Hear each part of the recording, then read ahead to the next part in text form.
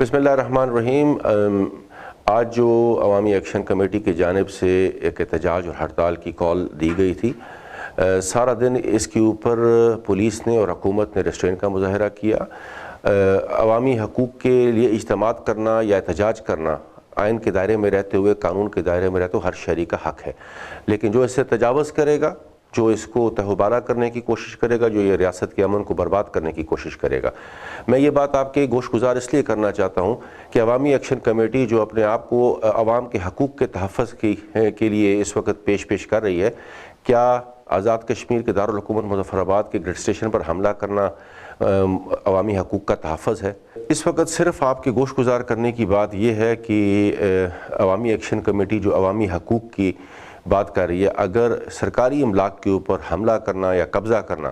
عوامی حقوق ہیں تو پھر یہ ایک لمحہ فکریہ ہے۔ میرے خیال میں کہ ان عناصر